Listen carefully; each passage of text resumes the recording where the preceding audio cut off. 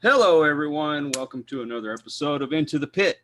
I'm your host, Coyote, and I have here Paranormal P.I. One corner, we got Jack Connor. Over here, we got Elizabeth Lloyd. Down here at the bottom, we got Christopher Jackson and my good buddy, Terry Crozier. How you guys doing? What's going on, everybody? How you Doing guys good. doing? Yeah. All right, so what we're going to do is we're going to talk a little bit about an investigation that they did not too long ago, and it was in a cemetery. And we're also going to kind of get to know them a little bit better. So who wants to start off? Well, it was the Sandbass Cemetery or Sandbass Road. Is it actually called the Sandbass Cemetery? And Yes, I think that's what it was. it's on Sandbass Road, and Sandbass is a famous outlaw of the Old West that was gunned down by Texas Rangers. And there's a whole bunch of stuff in Round Rock named after Sandbass, and his grave is one of the best maintained graves there, and he's buried right by one of his outlaw buddies who may or may not have also been gunned down by the Texas Rangers.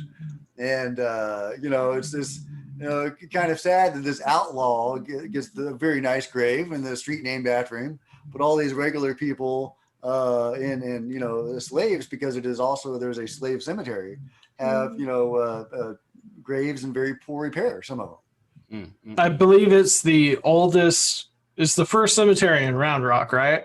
Correct. Yeah, so it actually has like a Texas memorial marker or a Texas marker on it for history. And I was just shocked at how many graves were broken. And some were from vandalism, but others are just time. A tree grew through someone's grave and split the tombstone in half. That's crazy. Yeah. Yeah, where we did our geobox session, our spirit box session, was in this collapsed mausoleum, a very dramatic setting where we had some good contact. Yeah. Which was interesting that there were even mausoleums there, because that wasn't a typical practice in the area. Right. So I'm not sure, we couldn't even figure out who they were because it was so weathered. Correct. But there were, about 5 mausoleums? They were so badly, messed up. I mean, we really can't tell how many mausoleums were there. I mean, Yeah. we saw 2 that was collapsed, but you really don't know if it was like a family thing or it was just, you really couldn't tell. I mean, that's how bad it was. Wow. Now, for our audience, just to kind of catch y'all up, we're all in the Austin area. Terry and I are actually in Cedar Park. Jack, where are you at? I'm actually out of College Station. Okay. Oh my. And I go into Austin all the time. And Elizabeth, are you actually in Austin or are you outside of Austin? I'm in Circle C area. Okay. So South Austin. South Austin. That's where we're moving to. South Austin. Oh yeah? Yeah, probably in the Buda or the Kyle area. Oh cool, yeah. And Christopher, what about you? Yeah, I'm just before Pflugerville. Okay. So I'm North Austin, on your way to Waco, and just before Pflugerville, and then Round Rock's just a few exits away. Okay. Yeah. Elizabeth, let's hear from you. What did you experience that evening? Yeah, so I was surprised at how the place, the graveyard itself was really not secluded. There was traffic the whole time, but it was still spooky, Like just walking through, you could feel the different, like from the baby graveyard, which is so sad, to the slave cemetery. The atmosphere just changed, and Terry got come over by something, I don't know, and then I suddenly felt like I was kind of dizzy and yeah, it was really weird just how crazy spooky it was. We with me and Elizabeth were sitting under the gazebo, and we were all talking, Hmm. and I was talking, I think, to Christopher, and I turned back to my right, and I saw that orb in the tree. At least I thought it was an Yeah. orb. I don't know if Elizabeth, if you picked that up or not on your.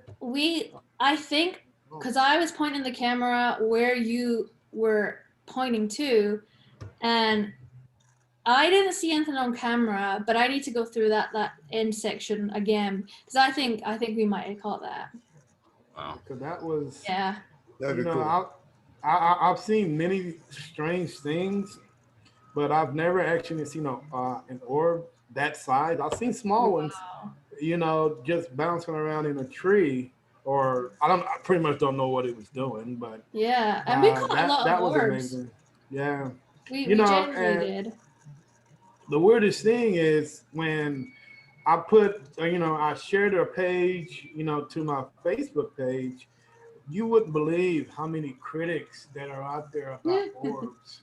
I know. Well, I and mean, I'm actually one of those people that's Yeah. a critic of orbs because you really there's so much you have to basically go frame by frame to make sure what it is. Um, because a lot of times in older buildings or vacant buildings, when people are going in, they'll stir up the air in the place. They'll get dust Yep. when you're outside. There's tons of insects.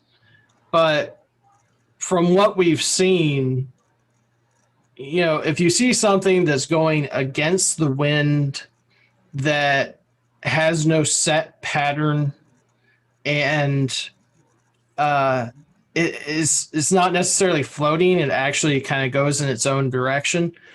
Typically, you've got something, I mean, but if Yes. if I'm you I'm look, go ahead. oh, I'm sorry, you first. If you look at the video, you can clearly see that one orb was actually, I think we were facing north. One orb was actually going west, and I clearly see all the other little Hmm. insects going totally the other way. So I Yeah. mean, I can definitely give that a little credit, validation on that one. Yeah, all the ones that I highlighted in the video there, like I slowed it down so you can see it comes from nothing to Yeah. there. It comes forward and then back, and yeah, like we got a Yeah, lot of that bugs, got a lot of dust as well, but those for sure I Yeah. I think mean, are paranormal. they really stood out. And I mean, if it let's say if it was a bug, I Mm. mean, you could probably see the actual bug itself. I mean, Yeah. but these guys here, no way. I Well, mean, the way the light reflects off of a bug when it's in flight, Hmm. you can, especially if you slow it down and you can zoom in. A lot of times you can see somewhat of an outline, especially where the wings are, Mm-hmm. and right. so you can tell, uh, that way a lot of times. But I if you guys want to, Elizabeth, if you want to send him the clip of that orb, so I mean Mm. we can actually see that would be great. Yeah, I mean I can send it right now while we talk. Okay. Yeah, honestly, I mean, I'm very critical of orbs myself. I don't put a lot of validity in them, but then there's sometimes, man, you'll catch something that, I mean, you could tell it's not a bug, it's not Right. dust, that kind of thing. But Hmm. to me, But it's more rare than people actually know. Oh yeah, for sure. Most orbs are dust particles. You can't I really mean, Exactly. tell most of them, but well, how do you some are not. explain? How do you guys explain that one that was in the tree? I mean, if we're talking about a bug, I mean, bugs is generally low level to the ground, but this thing here was literally maybe 5 feet from the ground, maybe 6 feet from the ground. I tend to think that if you can see it with your naked eye, a glowing ball of light, that's probably a real orb. Yeah, Yeah. Yeah. well, and and then it, and being that uh, high from a tree. right. Well, and also if it coincides with an event. So a lot of times, if you're filming in a place, and let's say, like Coyote here, if he was walking around and he felt a pinch on his right side, and he remarks about that, and then we check the footage later and we see a little orb go around him at that same time, that's pretty strong evidence for the orb being part of that. It's really interesting when you think that it was Elizabeth and Terry that saw the orb with their naked eye, and they are both. Correct me if I'm wrong, Terry, but y'all are both sensitives. Y'all can sense things beyond this world, Right. and y'all have had experiences, direct experiences with, if I can call it, the other side. Yeah, that would be Correct. a little bit more credible if you actually saw it. I mean, you know what lightning bugs look like around here. You know how they work, and you can tell the difference. You know, if you're from Texas, you ought to know the difference. Oh yeah. Well, I mean, to take the lightning bugs out of the equation, it was far too cold. Yeah, Oh, yeah. that's right. It's Yeah. not that time of year. Yeah, so No, it was like it was It had to been what, maybe 50 degrees out there that night. Oh, it was like Right. 38, 39. Yeah. it was I mean, it was I in, cold. yeah it was cold. It was really I had- Now Hell, I had 2 jackets on. That's how Yeah. cold it was. well, I mean, so this cemetery had a lot of LEDs and things like that good. at the gravestones themselves, but they didn't have anything. All of that was on the ground, so there was nothing in the air. I checked the trees. I found one tree with wind chimes, but the wind chimes were matte and made of wood, so they didn't have any reflective component to it. Mhm. And just going back there and checking for security lights, for anything like that would have done that from that angle. So from the angle that they saw it, there was nothing in that area to do that. Yeah. I go through a lot of our footage, and I'm very meticulous about it. And I could say the one time that I couldn't explain an orb was, you could see the orb fly in, it went into my back and came out of my chest. Wow. And it's not going around or anything like that. It actually went through. So that was one time I'd say I could not explain that one. Mm. Yeah, we went to Buffalo Billiards once, and we caught an orb that moved very erratically, especially because the place was turned off. So there was no AC, there were no fans going, and we had this orb that it was going in this weird trajectory, then stopped and went in the complete opposite direction. Oh, Mm. And there you go. so I went over, I checked all the vents, I stomped around, tried to get any dust to fall. They had these streamers hung up at each of the AC vents. Mm-hmm. Not a single one was moving, but I still tested, did the whole thing, and it seemed, pretty legit. And then, when we went through the footage, we went through and we zoomed in on it, slowed it down, did everything we could, and it didn't have a particular shape. So that seemed like a pretty good orb. Pretty legit. Grab. The Buffalo Billiards that we got that great cold spot. I remember that you were, you were hot, you were sweating, and then all of a sudden you passed through this cold spot, and you became very, very cold, and you were cold to the touch. I could touch your nose, and you're. I was.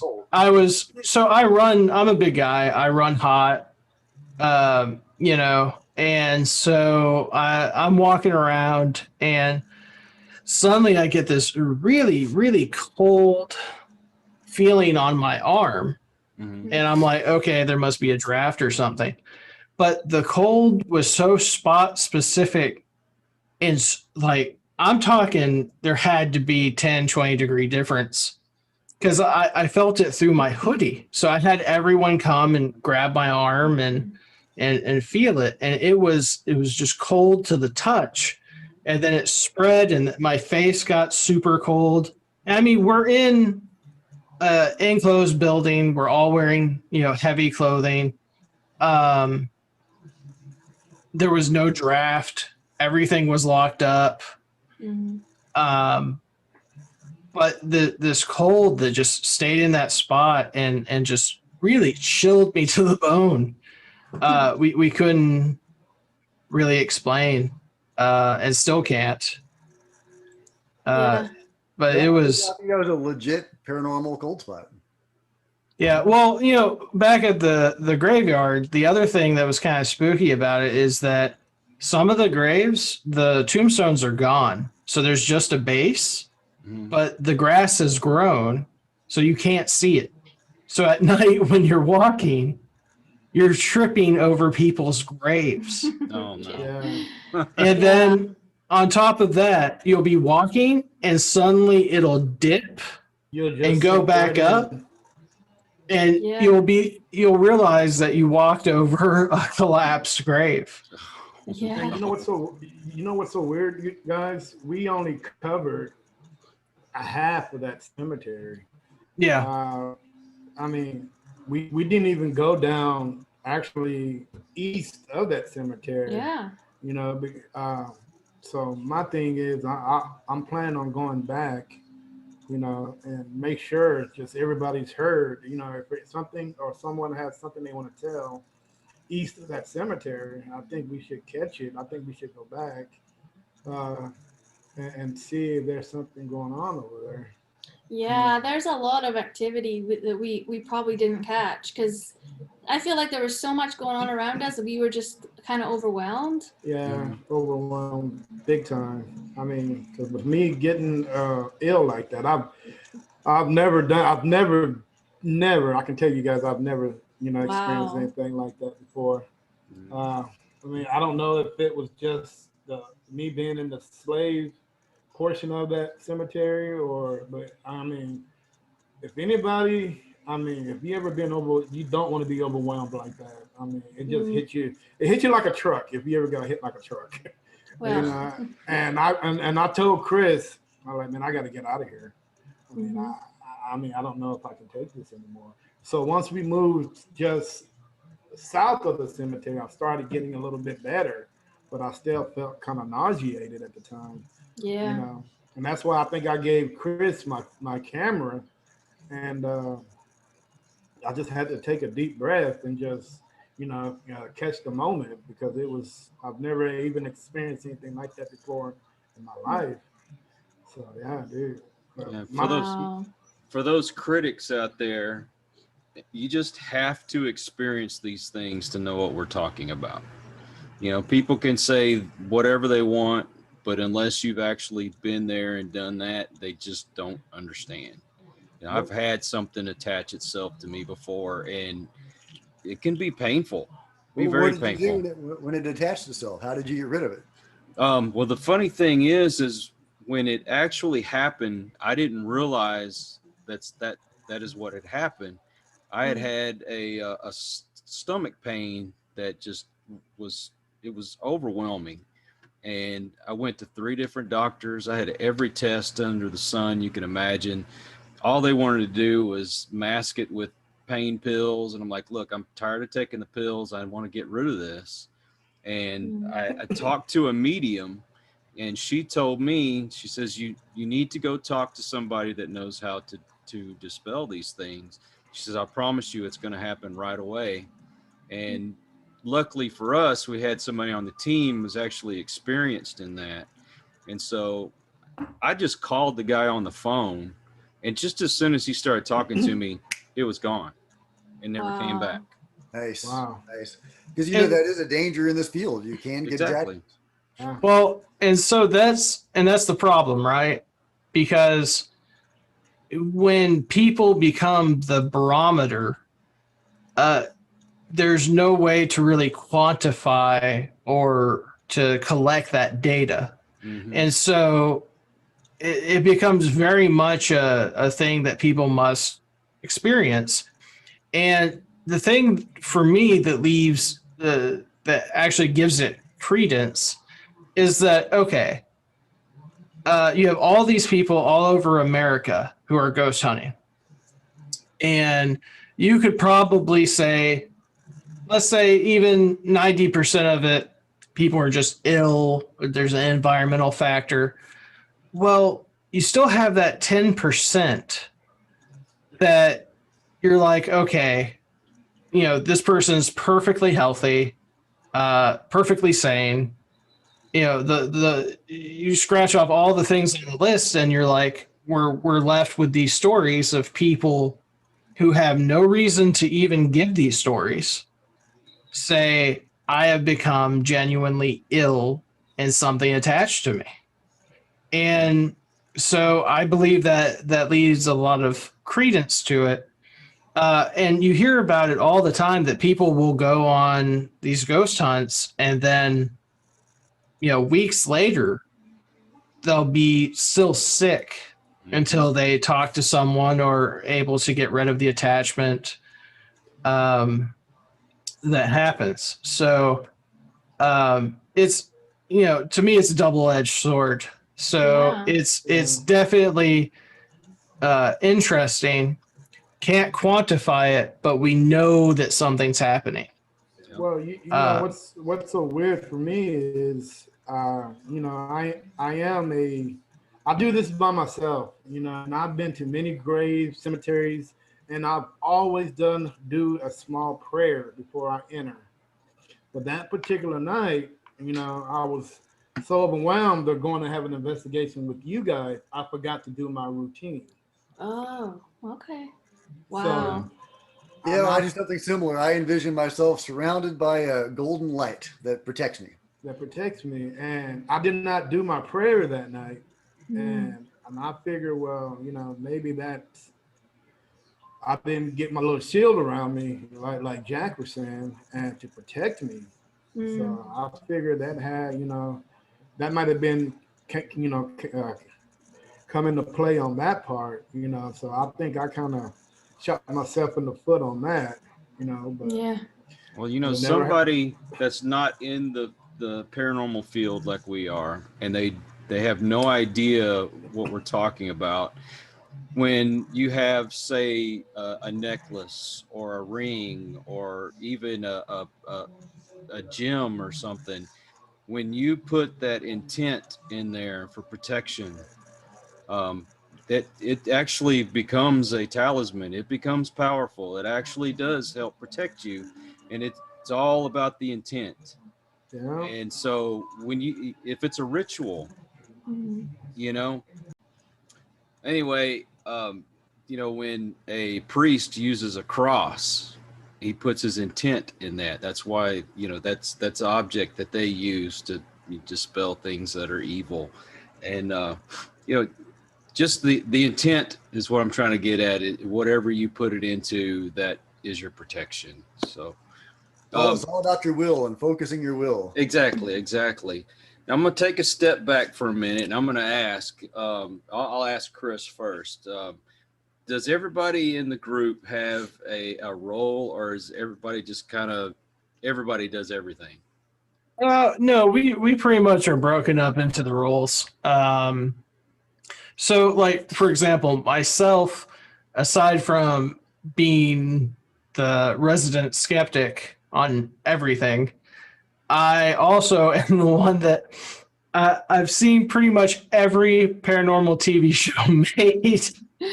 Right. And so, when people are like, oh, do you remember when this happened? I'm like, yes, I do. Because I've seen all of that stuff. Because it's always been a fascination of mine. But also, I like getting angry at the TV. Mm-hmm.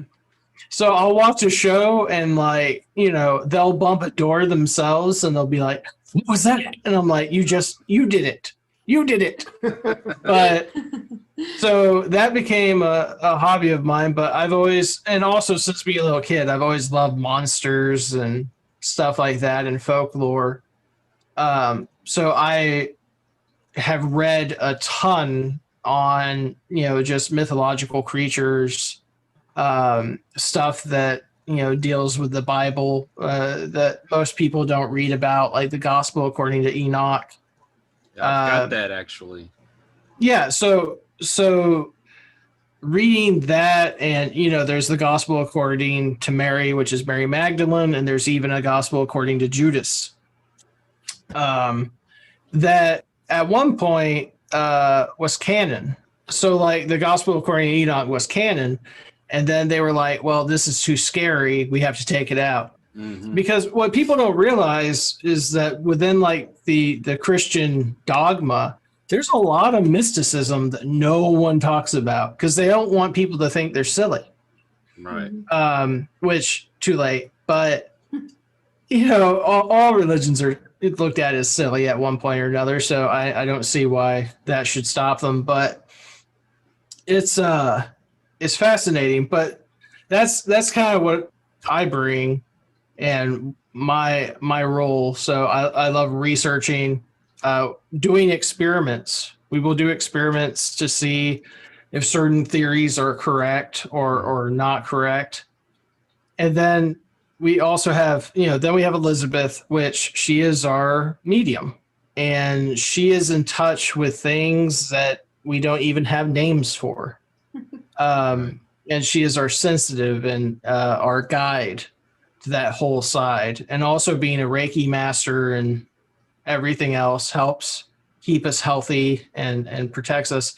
Then Jack, I doubt there's anyone, I challenge anyone, we could even make it into a game or a game show to see if anyone could beat Jack on UFO knowledge. Oh, He All knows he knows more about UFOs than I think the aliens do. So, and they're both, I just have absolutely fantastic partners. I'm so happy that we met, we clicked, and we just formed the team. And I've never, for myself personally, worked with, two other people that I've liked as much and have been impressed by. So I'm happy. Oh, Jack, I've actually had Jan Harzen on the show from Oh, yeah? MUFON. Okay. Yeah. Very nice. Very nice. Yeah. And so, Elizabeth, you are the medium. I guess then on my team, I'd be the large. Yeah, Right. I don't think I'm a medium. I have got a lot of developing of these so-called, mediumship skills.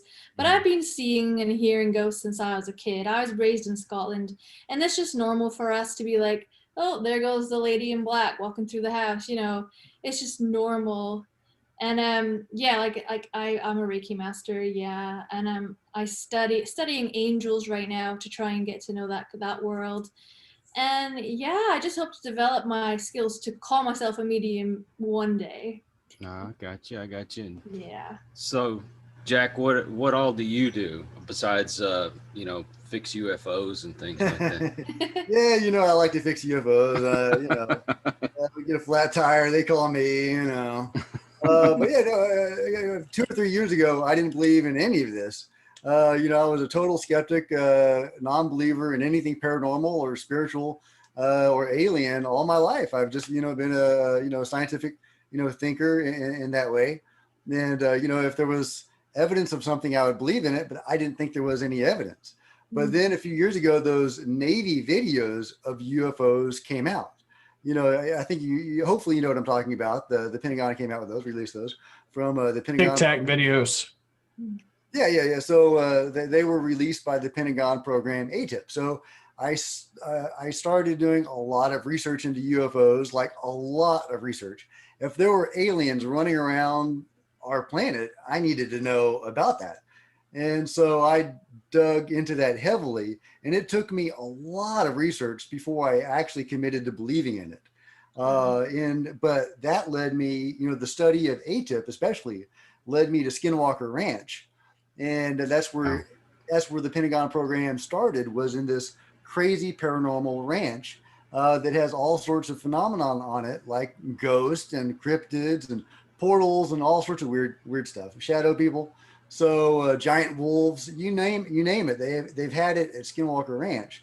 And when I got to the part where the Pentagon had studied ghosts, I had to do a lot more research because I had never believed in ghosts.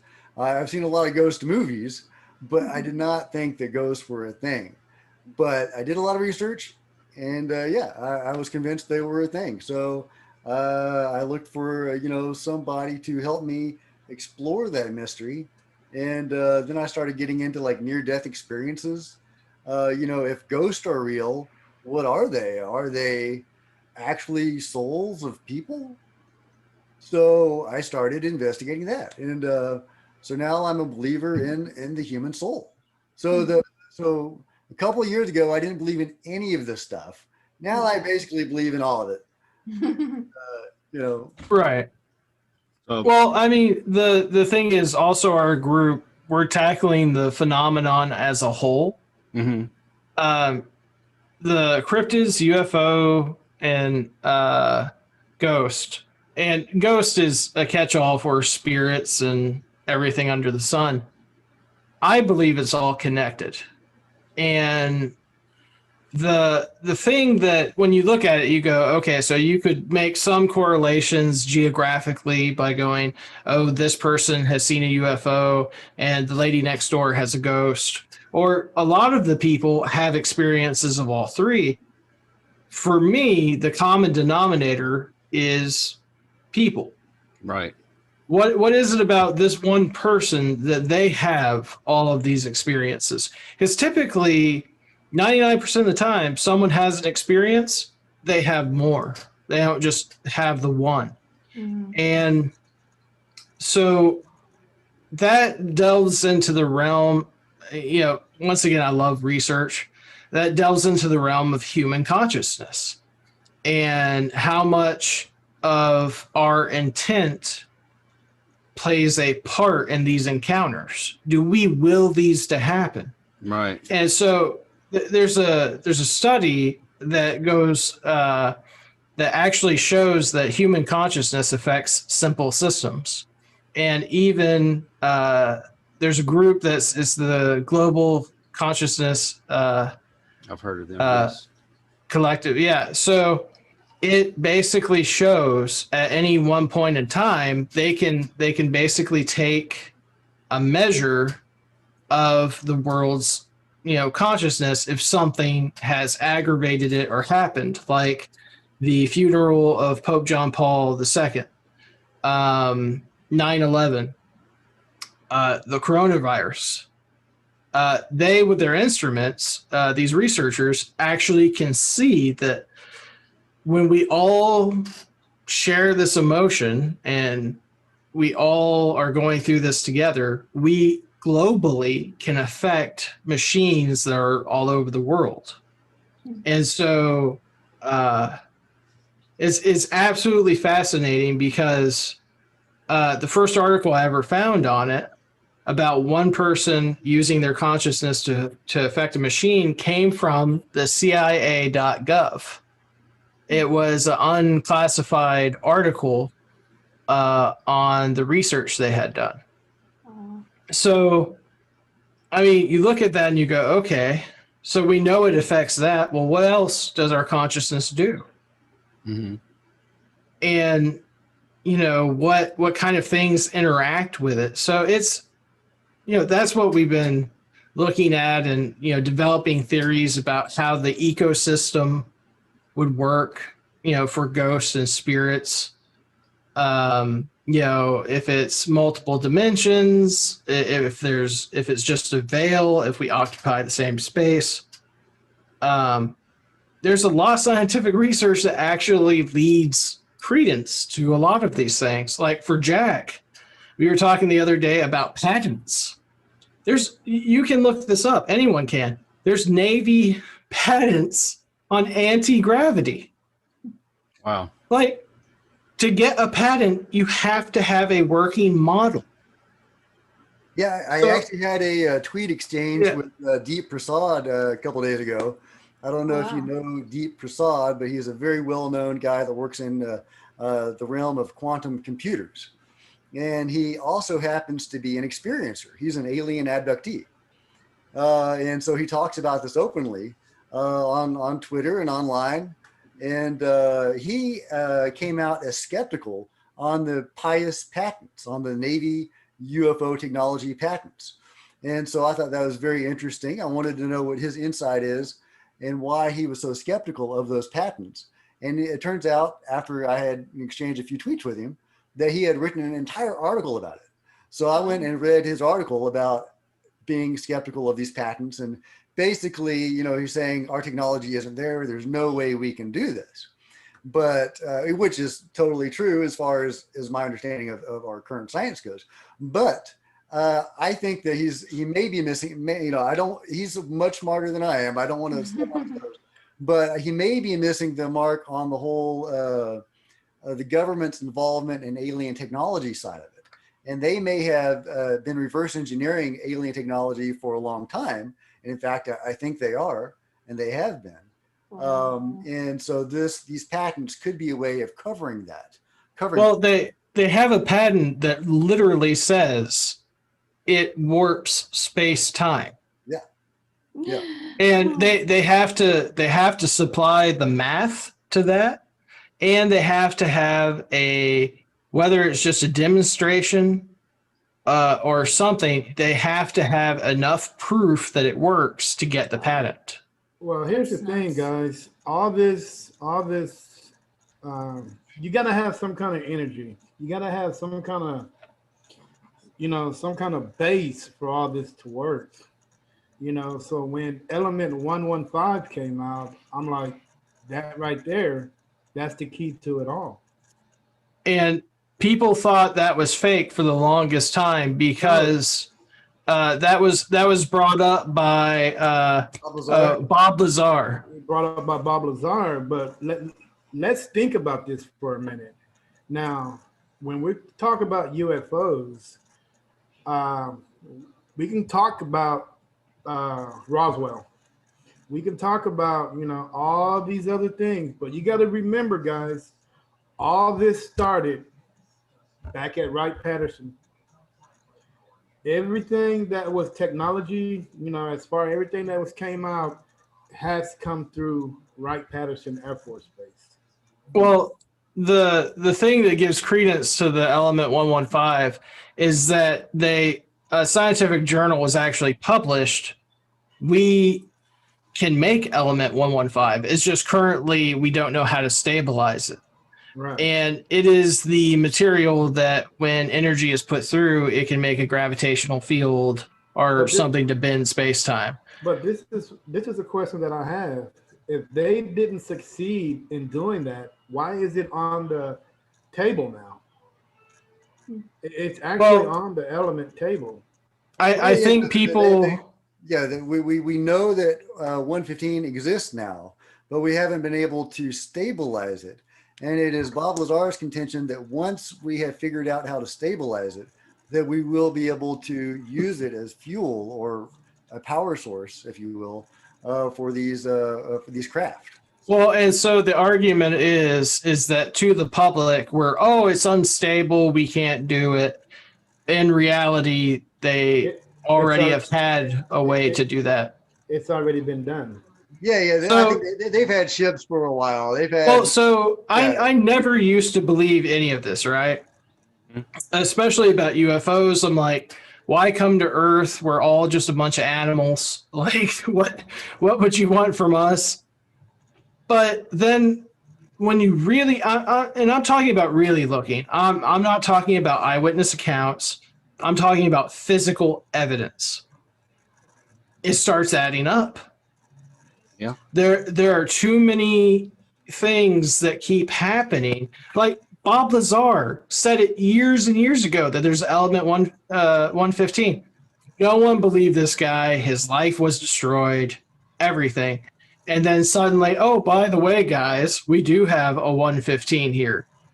Wow. Like those kind of coincidences and things keep happening.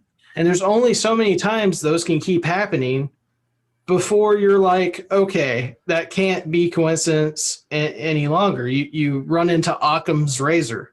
The simplest explanation is typically the right one. So are you either going to believe that there's going to be thousands of coincidences, that are unconnected, or simply that it does exist. I mean, that's the simpler answer. Yeah. So, but yeah, this is just stuff that people you can Google this. Any Right, of you, right. anyone. Yeah. Well, you know, I've heard of the element, but I don't know that much about it. Is this something that is like a renewable energy? Is it something that could really, you know, power like our electricity in our homes and our vehicles? I mean, it's something that can change the world. well, It's that's probably right now why. it's an unstable heavy element, and so we can't do much with it. But if we could figure out how to stabilize it, it looks like its potential is vast. It's unbelievable. well, That's- so the deal is it would not create power. That when you apply power to it is where it shines, because it creates a field where you can have anti-gravity. Wow. I mean, Car goes into great detail about it. Right, and fields work. and then on top of that, you have another patent that is filed. You can look all of this up for a room temperature superconductor. So apparently, using these superconductors that you don't have to cool, you can also achieve anti-gravity. So it's just, I don't know what the play is. I don't know. Like I've looked into it. You can't file theoretical patents. No, this was an actionable patent. They had to demonstrate it to the patent authority before they could get the patent. Wow. Right. So, like with all patents, you got to show your math, you got to show your work. So, I mean, does that mean we're on the cusp of something being like, oh, guess what? We all, like Back to the Future, you all have hoverboards now. Yes. Yeah, that's my take on it is that, that this is building towards some form of disclosure. I think that either we're ready or close to being ready, or else they just can't keep a lid on it for much longer. And so they're starting to gradually mainstream it. They're allowing some of the stuff to get out there, and it's going to be a gradual process of disclosure. And but eventually something official is going to come out, and we're going to see more and more fantastic technologies, hopefully. Well, it's my understanding, and I could be totally wrong, but this is what I understood from the $600 stimulus package that we were supposed to get. The UAP task force report, yeah. Yeah, they actually put in there that they would have to disclose all this stuff, and it's been signed off by the president. When Trump was in office, it was signed off on. Yeah, totally. So 180 days from the time of that signing, there is going to be a report coming out, an official government report that is going to have a classified version and an unclassified version. And we are going to see the unclassified version, hopefully. And we don't know what they're going to give us, but I'm sure it'll be something. And just to be clear, this is one of those things, one of the very few, if only things, to have bipartisan support. Right. The two people pushing for it, one's Republican, one's Democrat, and they both are pushing for it, and that actually should tell you something too, especially right now. Yeah. Well, from the very beginning, this has been a bipartisan thing. Well, I say from the beginning, but I mean from the time of Harry Reid, the Democrat, he authorized these 3 Congress people to form a commission or committee on whether or not they should fund a group or a program to study this. And that was a group of 3 Congress people composed of both sides of the aisle. And so going back at least that far, it's been a bipartisan thing. And I would imagine going back much further, because this transcends any party lines. Well, correct me if I'm wrong, but I believe Harry Truman was the first one that wanted to disclose all this stuff, and it got pushed back. I think, we're going into some weird stuff, but yeah, Truman has a lot of weird stuff. Well, this could go back, even further. This could go back to you've heard of the giants? Have you ever explored the issue of giants? Yes, I've don't know a whole lot, but I do know. Yeah, I mean, the I'm not an subject. expert in giants either, but I do know that there were giant skeletons that were commonly found and even reported in the newspapers, along with Wow. pictures and witness accounts, all throughout, well, until the end of the 1800s and maybe even the early 1900s. No, and then they disappeared. And then all of a sudden they disappeared. There are no more reports. The giant remains that were in the Smithsonian disappeared. You can still find pictures of them. Very compelling, corpse of a giant. But you guys got to realize one thing is there are people way above the president that the president can sign off on whatever he wants. That's what he does. But there are people above him, you know. Yeah, no, totally. Basically, what they're going to do is they're going to put out what they want. They're going to say what they want and say what they want. And it's probably is going to be far from the truth. So basically, nobody will actually ever know except all these people that are running these black budget programs. You know, these are the people that have the power, they have the money, and they, and it's pretty much yes or no with them. So the president can say whatever, or I'm going to sign off on this, and you got to tell us so much and so much. But I mean, how much can he really put out? Well, the best example that we can give you is Bill Clinton. So Bill Clinton was very much involved in the UFO community.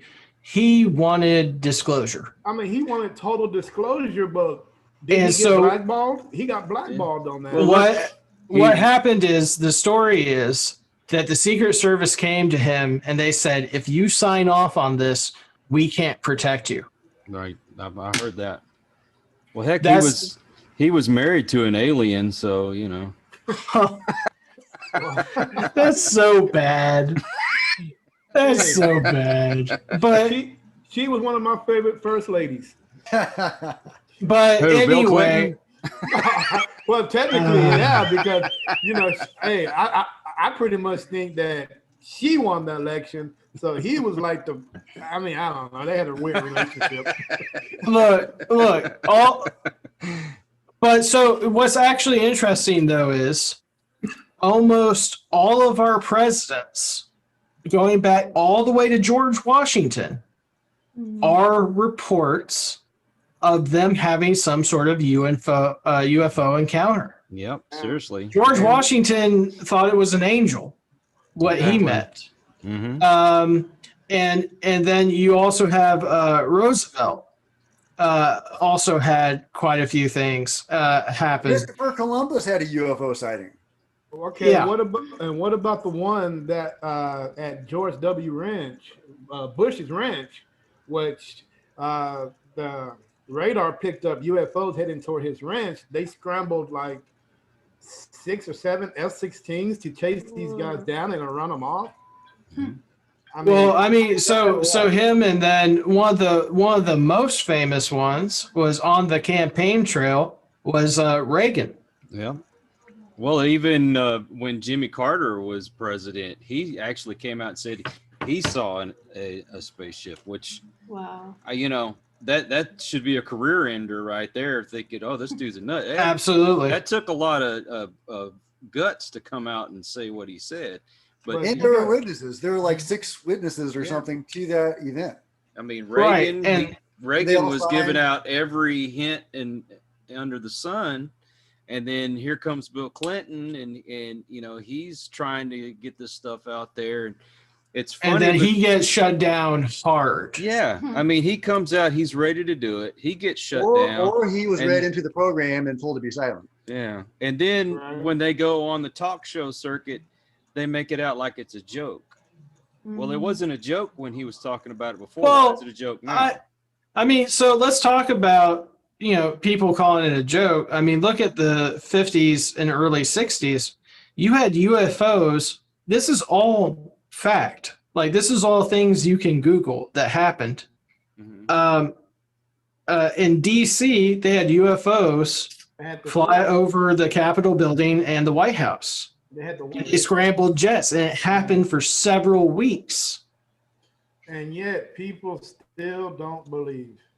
How can Well- you see? Well, something that's so very high? deliberate. The government didn't want us to believe. They stigmatized this issue, and they had people whose jobs it was to mislead the public and to make this a subject of ridicule. What's the CIA guy, Jack?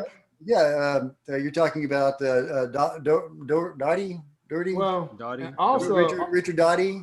Yeah, Richard Dottie. Yeah, it's something like that. also, Project Blue Book, until this guy actually came to his senses and realized that these things are really happening. I mean, Project Blue Book was set out to discredit everything that was going on in the skies. Yeah, they were There told was- to discredit until he came- everything. That's the thing. They were Right, told to and- discredit everything. Until he decided, well, hey, what I'm doing is not right. People needs to know. People has the right to know on what's going on up there, And that's when the government decided to do what they did to him, and they had to get rid of him. So Well, there was a actual second task force that was working in parallel with Project Blue Book. Oh yeah, all the good stuff got kicked up. oh yeah. Yep. And so, well, in even Project Blue Book, they admit, like, they show, like, out of all of these thousands of cases, there's like 700 we can't identify. But All the rest, they, swamp gas. well, yeah, the swamp gas thing was listed as one of the ones that they could identify, but that was actually a highly corroborated sighting. That was a real, very good UFO sighting. Nowhere near a swamp, multiple witnesses. So a lot of those that are in the bunk file of the Blue Book are actually good sightings. Now I don't know what the ratio is exactly on how much of the bunk file is not bunk, but I was really impressed that the Blue Book said that of all of their cases, only 1% were hoaxes. 90% were misidentified. Yep. But only 1% were hoaxes. So I thought that was really interesting. I wonder what the ratio is in the paranormal field. Oh, and to get back to what fascinates me currently about UFOs, other than the fact that I think there are aliens here and that we're working with them, which is pretty fascinating by itself, it gets really weird because a third of alien abductees are also near-death experiencers. They are people who have been to the other side and back. And so there is a deep spiritual connection or consciousness connection, however you want to look at it, to the alien presence. Right. Well, I mean, I know we had got aliens because hell, we were trying to build a wall to keep them out. So I'm an alien, but I'm legal, so Yeah, my wife is a legal alien too. what I find Yeah. fascinating is we started out talking about ghosts of the cemetery. Now we're talking about conspiracy theories and UFOs. Well, I love it. I love it. well, it's because they're all connected. I mean, Yeah, they really are. I mean, people who talk about Bigfoot, there was even a show recently, season 1 of Expedition Bigfoot, right? They go looking for Bigfoot. They have this really cool idea to follow caribou migration because they believe that that's a primary food source. Mm-hmm. So they're out there looking for Bigfoot, and they see a few things here and there, and they think Bigfoot's there. They find a UFO. They see an unidentified flying, very bright object. They're very, very far from civilization. They're not in any flight paths, and they just have this giant ball of light show up. And so that's not an isolated situation. You have tons of people who go squatching, and they encounter something else. One of the ladies that is on the show worked in gorilla habitats, and she actually found a new species of monkey. Yeah. And so she has this story, though. She was camping out there, and she had a dream, or she thought it was a dream. She woke up because she heard children giggling and laughing. So they start walking around the next day, and she finds a child's cemetery from back when it was, expanding out west. Wow. And she couldn't explain it. Yeah. And this is someone who she's a scientist. Right. And that shook her. So you have ghosts, cryptids, and UFOs all on this one thing. Like, what's happening? Well, you get that a lot. Yeah, and there's a huge crossover, and Bigfoots are seen aboard UFOs. You wouldn't think of a Sasquatch as being an alien, but at least they seem to work with them or something. They could be a naturalist. I just want to go out and live free and naked in the woods. And Sounds good. Some people think they're scouts. And be fruitful and multiply. Go out and have mini Bigfoots if you want. But you go to Appalachia and you talk to the people out there, and they'll tell you there is some strange stuff in these woods. Definitely. Yeah. I mean, you're finding it everywhere. You could go anywhere and you ask someone, have you ever heard of something strange happening around here? And you get 99% of the time, yes. The Jersey Devil. Oh yeah. Oh, that is that's another conversation. Yeah. That's another conversation where she was like, let this one be a devil. And well, it came out as a devil, and that must have been a difficult birth. But wasn't that like the 13th son or something, or was it 7th? Something along that line. I've heard different stories about it, but that seems to be the one that most people telling you accept. They make me pump out 13 babies. I'm going to try to get revenge. Just saying. If I was pumping out 13 babies, I would have turned into the devil. Yeah, exactly. But I'm cool with it as long as it's C-section. But that's just the thing. You have these stories of these entities for a very long time, and of course, human beings have used stories as a way to cover things that they didn't understand. But there are some stories that still hold up. So about people being spirited away, people disappearing without a trace. And we mean that literally no trace. Like at Crater Lake, there was an artist that stayed there during a blizzard, and they found his campsite. There were no footprints. There were no signs that he had left. His things were there. They had no way of explaining. It's like something plucked him up. Well, you guys do realize that the Appalachian Mountains is probably one of the most unexplored regions of this country.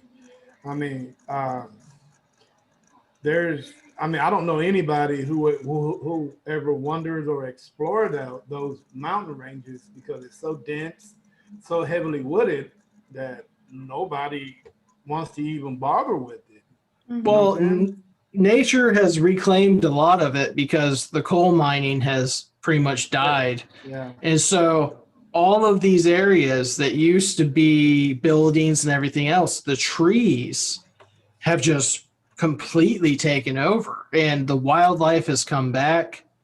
And if something were going to hide, that's basically a jungle. The Appalachian Trail, that's like as thick a forest as you can get. Yeah, exactly. Yeah, because the Rocky Mountains, if you're going up in Washington State, Oregon, it's pretty wooded. But, as far as Denver to Utah and all that, you could probably spot something walking on a mountain 20 miles away with some binoculars. But the Appalachian Mountains, that's a totally different story right there. Yeah, well, they also have a species of ivy. It's like Japanese... it's like Japanese ivy is some sort, and it creates a perfect canopy between all those trees. You're not going to see anything until you're on it. Hey, that's where the best moonshine is. Hey, I'd be scared to go up in those mountains because I might run into the banjo boy. So, but Who's the banjo boy? Hey, you don't remember oh. Deliverance? Oh, they are. Oh, You always have to be careful. I But have to say something real quick, and I don't want everybody to think that we're leaving Terry out, but Terry actually has his own paranormal group, so that's why everybody else got to say their part in Paranormal P.I. Terry does have his own group. He's actually went on in this investigation with this group, so Yeah, of course. just want to make that clear. So nobody. Terry invited us, so it was. Thank you, Terry. It was amazing. Terry was our leader. He found us and he brought us out there. Yeah. Well, I didn't find you guys. You guys are well known already. It's just that you guys are. Yeah. You guys look so lovable and huggable. I decided to invite you guys on an investigation. But yeah, I mean, I am a mix of Santa and a teddy bear. Yeah, Chris is pretty huggable. Well, what's so weird about it is each one of you guys with Paranormal P.I. had, like you say, has your own. When you come into investigation, you guys all have a part to play. Me as being an individual, I'm all that part in one. So I have to be the skeptic. I have to be somebody who was like, well, I can definitely see that. So I'm all these things in one. So when I get to the house, and I have to, just like Elizabeth, when she went through all that footage, I do it for hours on a time, and I might not catch everything, but some of the things I do catch is unbelievable. But hey, I really commend you guys, for doing what y'all doing, But as far as I mean, you're doing a ton too, man. Not many people go to that many cemeteries. Like you I wouldn't do. want to be walking around those places alone. Well, like I said, it's just something about them. I feel at home when I'm in a cemetery. I mean, because I've been to some of the creepiest cemeteries in Central Texas, and people ask me, well, why do you go that place? I'm like, dude, I feel so comfortable. I feel more comfortable there than I do at my own house. It reminds me of one of my favorite movies, quote, safest place in the world to be, because everybody's dead. Right. I'm more scared of the living than I am the dead. So and what's so weird about it, if you sit down on a bench and you listen to the dead, everybody has a story to tell. If you got that sense of hearing where you can just hear everything and you can sense everything, you can sit back and you can hear some very amazing stories of the dead. And all you can do is just say, wow. I mean, either I'm happy for you or either I feel sorry for you. Yeah. But that's how I really feel about it. Everybody has a story to tell. That's right. I was that kid who would just be found in the cemetery always, every day. And I know with COVID going on and everything, people are really not going to let you do residential or commercial investigation. So True. why not hit up every cemetery you can find? Makes sense. And then with me being the type of guy I know that I am, I'm sorry. Hey, I love a cemetery. And Well, what's fascinating about that is that we've talked about it, and everybody has a place where they feel the best. Some geological location that they feel good. Like for me, I'm not happy unless I'm surrounded by trees. Not that I'm not even an outdoorsman, not even close. But there's something about having all that life around me that I love. But I hate the desert, can't stand the desert, and can't stand barren locations. And even Austin with all its cedar trees is kind of tough because I'm originally from Houston, where it's nothing but giant oaks and a swamp. Houston, you go up 3 stories, you look out, you wouldn't believe it, but they have more trees than anything. And so that's always made me feel good. And so maybe your happy place or the place your energy or however it works is a cemetery. Yeah, I feel that. For me, it's the water. I got to be by water. And Yeah. here in Cedar Park, I have to say the dinosaur tracks are probably my favorite spot. So you're from Houston originally, Chris? Yeah, I'm originally from Houston, but I went to film school in San Francisco, and I got to spend some time in that redwood forest. Well, we lived in Oregon for a while, and we went to the redwood forest all the time. And it is there. You're in a fantasy world. I mean, you got trees the size of houses, and you're just like, how is this here? And it's just so majestic, and there's just something. I don't know. I just feel there's certain places I go to, and I just feel really good. Like it gives me energy. Like I like it a lot. And I've known people that are like, I have to be by water. I've known a ton of people like that.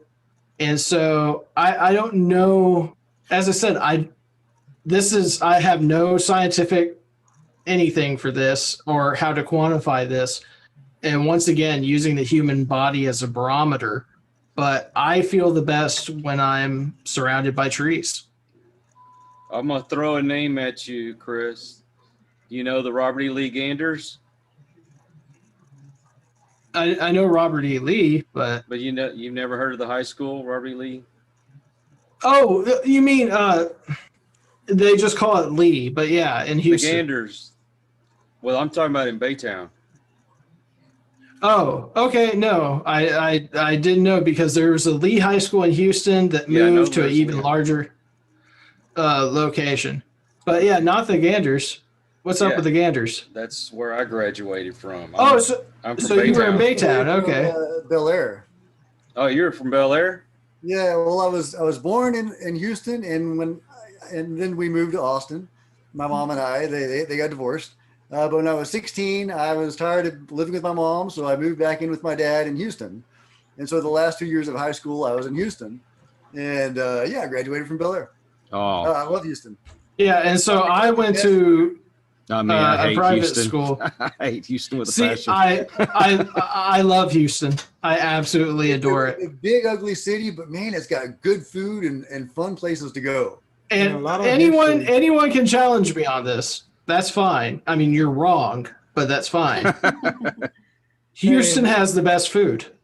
There are more. I can challenge you on that. I got the best food. So there are more minorities than majority. So at any time, if you want any kind of food, whether it be Japanese, Korean, or Ethiopian, also Houston doesn't sleep. Here in Austin, everything shuts down at like 9. I love it. I'm in bed by 10. Especially in Cedar Park, man. Everything shuts down at 9 o'clock. That's true. That's except for Walmart. H-Town represent. I'm sorry. I grew up outside of Houston. Well, I can't stand Houston is a good place for urban exploring. That's a good place to get bugged too. One of my earliest ghost hunts, before I even believed in ghost hunts, I was dating this girl who was into all this stuff, and we broke into Jefferson Davis Hospital, which is this big, supposedly haunted, very dramatic, very atmospheric hospital in downtown Houston, but it's like in a dead zone. There's nothing there. There's like a police station like right across the street, and we actually had to buzz us. But yeah, so we broke into the Jefferson Davis Hospital, which is this cool, big, creepy, neat place. And she was seeing ghosts everywhere, but I didn't believe in any ghosts back then. It was just a fun thing to do. Yeah. But about urban exploring, that was really cool. Well, Houston has the #1 medical center in the world. Thank you. Also. Oh, that's good. That's true. I mean, the Methodist Hospital is probably one of the best places to go to in Houston. Is that where I need to go when I get rid of By the way, Jefferson Davis is abandoned. I didn't break into an actual. It's abandoned. Yes, he broke into a working OR. That's what he did. Just wanted to throw that out there for. Anyway, I want to thank y'all for coming on. And Well, thanks for having us. We're just gonna stop the conversation right there, but it's not over because I'd like to have y'all back so we can do this again. Because there's Yeah. lots more to talk about. Oh yeah. So Sure. thank you all for coming on, and thank everybody that supports us and watches us and listens to us on podcasting channels. And Well, we Cole, appreciate I got all a of it. question for you. Sure. What is all those pictures on your walls? Oh, those back there. Yeah, I is that have your wife? Dustin Pari right there, Samantha Hawes right here, Amy Allen right there, Dave and Steve are right there. And then back over there, I've got their autographs, but that was from our honeymoon. So we got to meet them. Nice. Michelle Well, I'll tell and I you in what. there. You need to get pictures of all of us and put us on the You know, I actually was going to ask y'all if y'all could get some pictures together because I like to put you on our wall of fame back here. Sure. Well, that's I'll even autograph it for free. That's awesome. Who wants to be That's next to William Shatner? Who wants to be next to Stan Lee? And who wants to be I'll next take to William Henry Winkler? Shatner. I'll take William Shatner. Oh, man, I wanted to do Shatner. Oh no. Henry Winkler. I'll take Henry Winkler. Nobody wants to be next to Stan Lee. I mean, Well, come I on. will. Oh, Stan Yeah, Lee, I love met Stan him. Lee, Oh, yeah. I didn't hear the Stan Lee. Yeah, Stan Lee. Legend. I'll fight over the Stan Lee, but Henry Winkler, I'm okay with. That's a good second. Well, once again, thank everybody, and we will catch you on the next one. Paul boy.